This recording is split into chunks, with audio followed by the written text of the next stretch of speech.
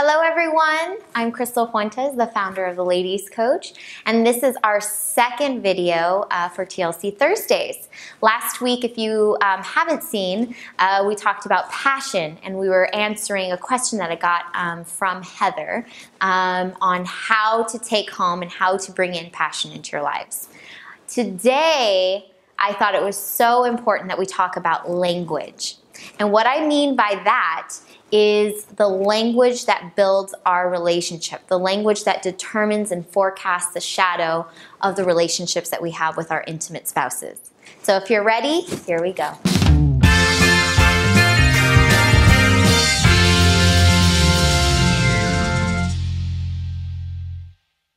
Let me ask you a question. How do you represent your relationship? If you're in an intimate relationship, how do you forecast and shadow the relationship when you're out with your friends, when you're talking to your family, or even when you internalize your relationship? What kind of things do you say? What I often find is language is the main key to meaning in our lives, and that goes for anything, right? But especially our intimate relationships. So the things that we're saying in our head, the things that we verbalize, our physiology and body language that we actually internalize with ourselves and other people actually forecast our relationship. So this is what I mean. Have you ever heard, and maybe this is you, somebody, maybe one of your friends, maybe it was you, maybe somebody else in your family, when they're talking about their intimate partner, how do they act? What do they say? So is it something that's refreshing, like I can't wait to go home, or I have to go home to see, my love, or is it I have to go home to see the boss, or oh God, he's texting me, like I have to go and find him, or wherever I have to answer my text? What kind of physiology does that person have? What I often find is that even when we don't have the intention of forecasting a shadow negatively on our intimate relationships, sometimes what happens is we react in social gatherings a little bit different than we would in our immediate relationships. And what that does is actually sets the tone and the meanings for the type of relationships that we have. With that said, I think a lot of the times we are representing our relationships, we don't even know that we are, either positive or negative. And what I would like you to do, or I encourage you to do, wherever you are, and some of you are at work, on break, or driving, which then, be careful. But I would just like you to take the time to pause this video, and for the next 30 seconds to a minute, or however long it takes you, write down all the ways you are representing your relationship. Because again, sometimes we don't really know how. Sometimes we're in social settings and maybe we are the ones who are, oh my goodness, I have to go home, or okay, he's texting me.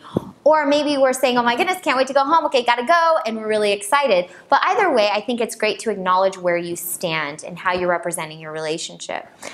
What language, what words do you use to describe your partner and the kind of relationship that you have? So I would take the 30 seconds to a minute to write down everything you have and then press play, and we'll begin again.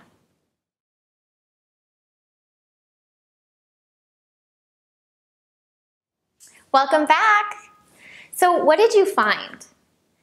Right now, we've been spending a lot of time on the language that we use when we're not with our partner. But right now I also want to ask you, what's your language when you are with your partner? What are the things that you say to them? How's your body language? Are you open? Are you restricted?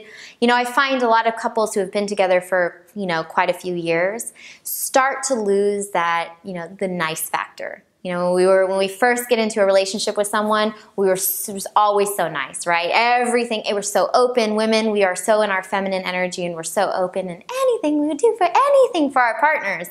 And then over the years, we start to restrict our energy. We start to, I hate this phrase, but bust balls. And we start to really, really limit the amount of love that we can show for our partner. And that goes with language and body language. And this is all this video is about. So again, pause this video and think about how you talk to your partner. Is it in loving, empowering ways? Or have you been more restricted with your energy and disempowering with your love? So go ahead, take 30 seconds to a minute and write down all the ways that you are empowering or disempowering. Because again, it takes acknowledging and noticing it. So go ahead.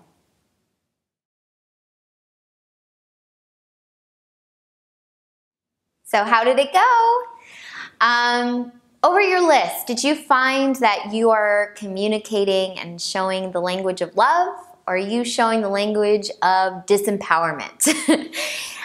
Either one is okay. The whole goal here is to really just find where you are in the way that you represent your relationship. Because honestly, the way that we represent our immediate relationships is really how we represent ourselves.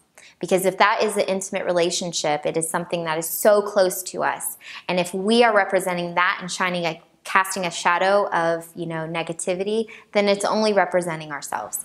So what I really, really want to encourage you to do, and in this whole practice, and the only reason why I'm telling you to pause this video a million times, is to really just get into the practice of acknowledging where you stand and how you've been actually representing your relationship. So it's taking that responsibility. So for those of you who have found maybe that there's a couple of negative ways that you are forecasting your intimate relationship, that's okay. Now I really, really would like you to dig deep. I'm not going to do it in this video, but I think that at the end of this video, it would be a perfect time for you to dig deep on the reasons why you're forecasting your relationship in a negative way. So is it because of something that he did? Is it something, that you're still, holding on to in the past? Is it something that's not about him or about your relationship, but it's totally about you? Or is it just something that you're just doing socially to get in and build rapport with other people? Either way, really dig deep on all the reasons why you're forecasting this relationship in a negative way. Because honestly, you can open your relationship up.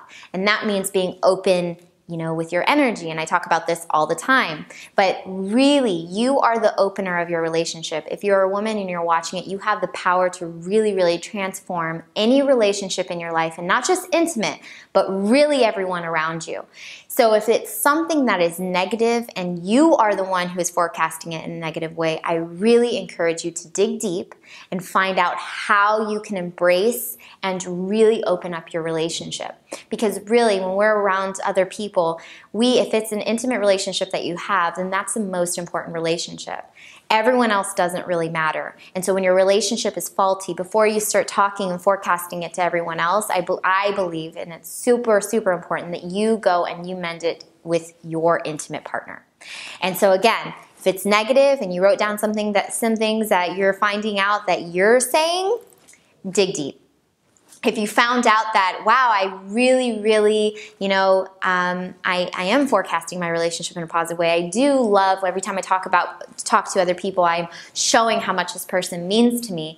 That's beautiful. Now find more ways that you can really open up your relationship, because we're not all about good, we're all about passion. And so in order to have passion in our lives, there's always different levels that we can achieve in our relationship, and that's going deep in our relationship. So either way, if you are a negative Nancy or you're a blissful angel of love, there's always room for improvement.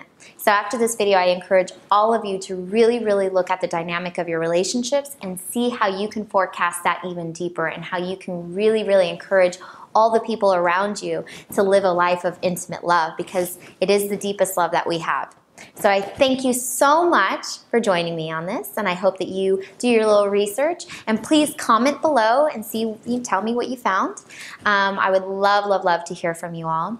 Again, thank you so much for joining me on TLC Thursdays, and I will talk to you next week. If you haven't already, please subscribe to our channel so that you can get all the goodness and wisdom every Thursdays. Like always, please live your life with passion, and I'll see you next week. Hey, Crystal, you forgot to tell them to follow you. Oh, I'm so sorry. Follow me, please. The Ladies Coach on Twitter, Facebook, and YouTube. See you soon.